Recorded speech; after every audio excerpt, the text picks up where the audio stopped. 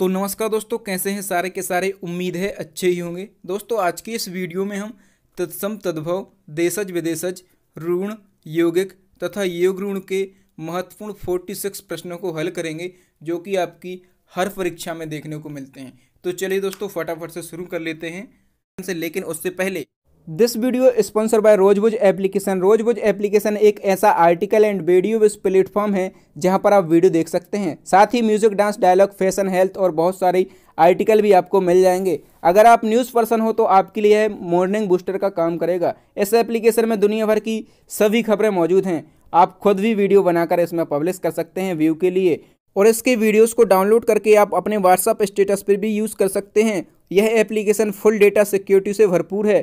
तो देर किस बात की, अभी डाउनलोड करें रोजबुज एप्लीकेशन। लिंक मैंने डिस्क्रिप्शन में दे दिया है। तो दोस्तों यहाँ पर कुछ ऐसे भी प्रश्न आएंगे जिनको समझना जरूरी है, तो हम उनको समझते भी जाएंगे और हल भी करते जाएंगे। यदि आपको किसी प्रश्न का उत्तर पता होता है तो वह कमेंट जरूर करें। इससे आप अपना आकलन लगा सकते हैं कि आपने कितने सही किए हैं। पहला हमारा प्रश्न है, निम्न विकल्पों में से तत्सम शब्द का चयन कीजिए। तत्सम मतलब होता है संस्कृत के शब्द और तद्भव मतलब होता है कि हिंदी के शब्द। तो तत्सम शब्द कौन सा है हमारा? नंबर डी, निकृष्ट। बाकी के यहाँ पर जो शब्द दिख रहे हैं, गहरा, तीखा, अटारी, ये तद्भव शब्द हैं। दूसरा हमारा प्रश्न है, निम्न शब्दों में से तद्भव शब्द का चयन करना है। तद्भव यानी कि हिंदी का शब्द। तो इसका सही आंसर है नंबर बी, प्यास। प्यास शब्द यहाँ पर तद्भव है। बाकी के जितने भी हैं, आश्रम, प्रांगण, उद्वेग, ये तत्सम शब्द हैं। नेक्स्ट नंबर थर्ड, शब्द रचना के आधार पर अधोलिखित में से योगगुण शब्द को पहचानना है। तो सबसे पहले आपको पता होना चाहिए कि योगगुण शब्द क्या होते हैं। दोस्तों योगगुण शब्द वो शब्द होते हैं जिनके दो या दो से अधिक सार्थक खंड किए जा सकते हैं, लेकिन इसका अर्थ कुछ विशेष निकलता है, तीसरा निकलता है। इसका सही आंसर है नंबर डी, जलज। जितने भी बहुव्रीहि समास के उदाहरण हैं सारे के सारे योगगुण शब्द कहलाते हैं। तो यहाँ जलज को जब भी हम बांटेंगे तो दो भागों में बांट सकते हैं, जल, धन, जा, और इसका जो अर्थ निकलेगा वो तीसरा निकलेगा, कमल। यानी कि जो जल में जन्मा हो, अर्थ निकल रहा है तीसरा। तो इसका सही आंसर होगा नंबर डी, जलज। नेक्स्ट है नंबर फोर्थ, निम्नलिखित में से कौन सा शब्द देशज नहीं है। आपको देशज शब्द पहचानना है। इसका सही आंसर है नंबर सी, पुष्कर। नेक्स्ट है, अधोलिखित में से ऋण शब्द कौन सा है। तो यहाँ पर आपको ऋण शब्द पहचानना है।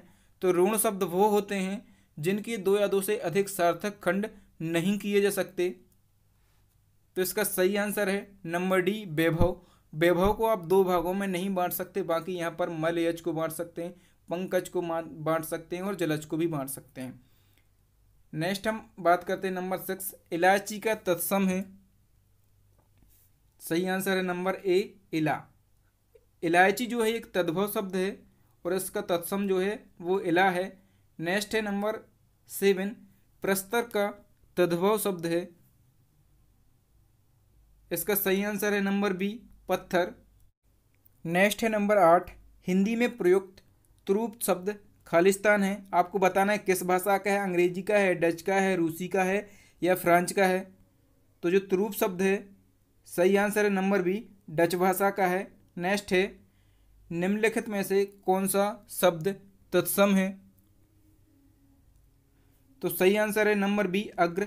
दोस्तों तत्सम तद्भव को पहचानने की बहुत ही सरल ट्रिक हमने बनाई है। मैं वीडियो के लास्ट में लिंक दे दूंगा, तो आप वहां से देखने के बाद आप कभी तत्सम तद्भव गलत नहीं कर पाएंगे। नेक्स्ट हम बात करते हैं नंबर 10 का, निम्नलिखित में से ऋण शब्द कौन सा है। इसका सही आंसर है नंबर बी, पशु। पशु को आप दो भागों में नहीं बांट सकते, बाकी सबको बांट सकते हैं। नेक्स्ट है, निम्नलिखित में से तत्सम शब्द का चयन कीजिए। तत्सम शब्द आपको पहचानना है। इसका सही आंसर है नंबर बी, वर्षा। वर्षा शब्द जो है वो तत्सम का है, बाकी जितने भी हैं वो सभी तद्भव हैं। नेक्स्ट है, स्वतंत्र सत्ता धारण न करने वाले शब्द क्या कहलाते हैं। इसका सही आंसर है नंबर बी, यौगिक। नेक्स्ट है, निम्नलिखित में कौन यौगिक शब्द है। आपको यौगिक पहचानना है। जिसके दो या दो से अधिक सार्थक खंड किए जाते हैं वो यौगिक कहलाते हैं। तो इसका सही आंसर है नंबर सी, विद्यालय। विद्यालय को आप दो भागों में बांट सकते हैं, विद्या धन आलय, बाकी किसी को नहीं बांट सकते। नेक्स्ट है यौगिक शब्द कौन सा है, आपको फिर से यौगिक शब्द पहचानना है। इसका आंसर है नंबर बी, पाठशाला। यहाँ पर पंकज भी है, लेकिन पंकज क्या है, इसको भी दो भागों में आप बांट पा रहे हैं।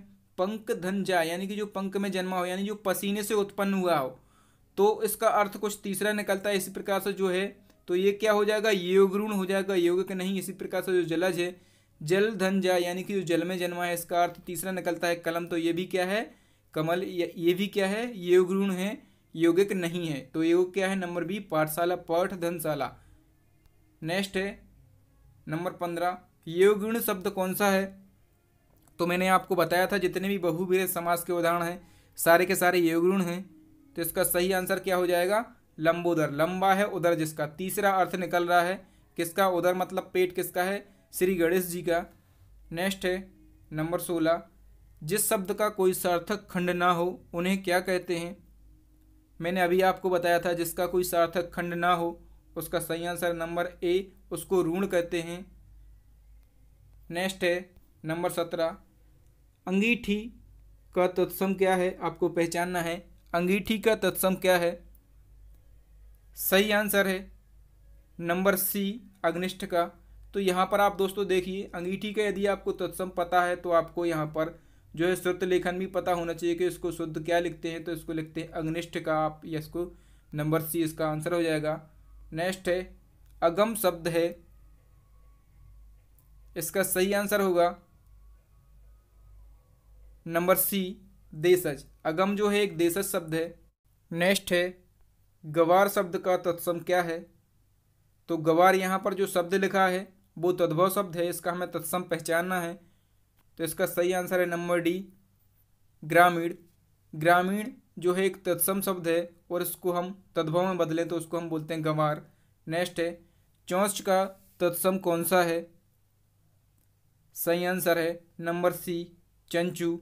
नेक्स्ट है मजिस्ट्रेट शब्द है, आपको बताना मजिस्ट्रेट, सही आंसर है नंबर डी, विदेशज। आप लोग जानते हैं विदेशज अंग्रेजी भाषा का शब्द है मजिस्ट्रेट। नेक्स्ट है निम्नलिखित में से कौन सा शब्द देशज है, सही आंसर है नंबर डी, लोटा। दोस्तों देशज शब्द वो होते हैं जो देश में ही उत्पन्न हुए हैं। अब आप कहेंगे देश में तो सारी की सारी हिंदी भाषा का जन्म हुआ है, लेकिन दोस्तों देशज मतलब जो हमारी रीजनल भाषा है, जो क्षेत्रीय भाषा है, उन भाषाओं में से कुछ शब्दों का विकास हो जाता है, उनको हम बोलते हैं देशज शब्द। नेक्स्ट है निम्नलिखित में से कौन यौगिक शब्द है, आपको यौगिक पहचानना है। तो इसका सही आंसर है नंबर सी, छात्रावास। नेक्स्ट है योगऋण शब्द कौन सा है, तो आपको यहाँ पर योगऋण शब्द पहचानना है। बहुव्रीहि समास के सारे उदाहरण, यानी कि यहाँ पर होता है नंबर सी, पीताम्बर। नेक्स्ट है नीचे दिए गए विकल्पों में से तत्सम शब्द को पहचानना है। तो इसका सही आंसर है नंबर बी, गोधूम। गोधूम यहाँ पर तत्सम है, बाकी के तद्भव शब्द हैं। नेक्स्ट है कौन सा शब्द देशज नहीं है, इसका सही आंसर है नंबर डी, चमचा।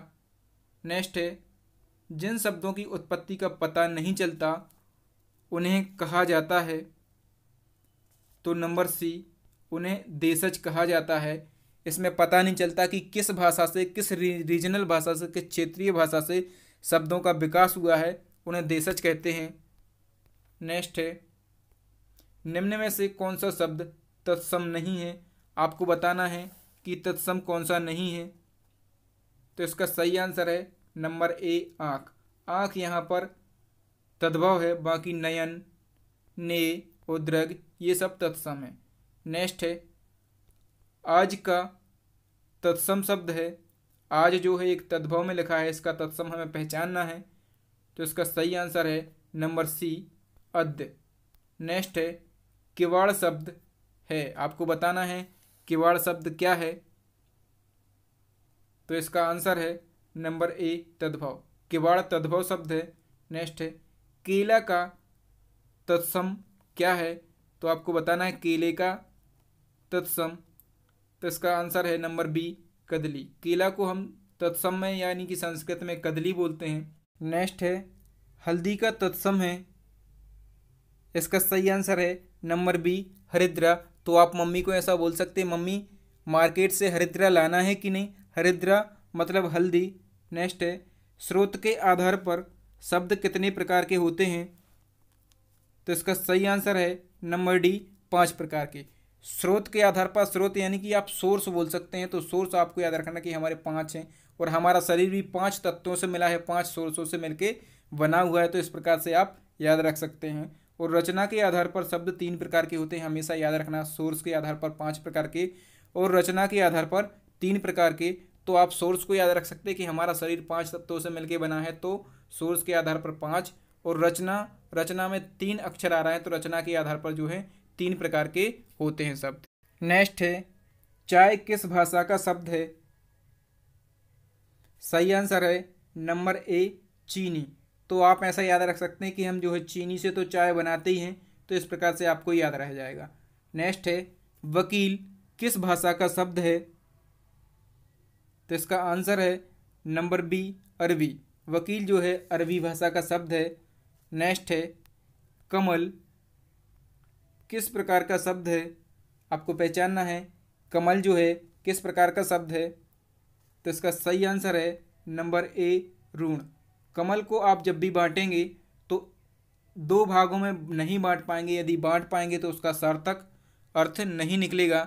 नेक्स्ट है निम्न में से कौन सा शब्द तुर्की भाषा का है, इसका सही आंसर है नंबर डी कैंची। यहाँ पर जो कैंची जो है तुर्की भाषा का शब्द है। नेक्स्ट है निम्न में से एक तत्सम शब्द छांट कर बताइए, तत्सम शब्द आपको छांटना है, तो इसका सही आंसर है नंबर डी घोटक। नेक्स्ट है स्टेशन किस भाषा का शब्द है, तो आप लोग जानते हैं स्टेशन किस भाषा का शब्द है, इसका सही आंसर है नंबर बी अंग्रेजी। नेक्स्ट है निम्नलिखित में से तत्सम शब्द का चयन कीजिए, आपको तत्सम शब्द बताना है, सही आंसर है नंबर बी वर्षा। तो दोस्तों यहाँ पर जब भी कोई ऋषि की मात्रा आती है जिस भी शब्द में, तो वो तत्सम शब्द होता है। मैंने इसकी ट्रिक बना दी है पहले से। नेक्स्ट है निम्न में से कौन सा शब्द तुर्की भाषा का नहीं है, तो इसका सही आंसर है नंबर डी तोप। नेक्स्ट है तोता शब्द किस शब्द भेद का रूप है, इसका सही आंसर है नंबर डी विदेशज। नेक्स्ट है रज्जु शब्द का तद्भव रूप है, रज्जु जो है तत्सम है और इसका हमें तद्भव बताना है, तो इसका सही आंसर है नंबर ए रस्सी।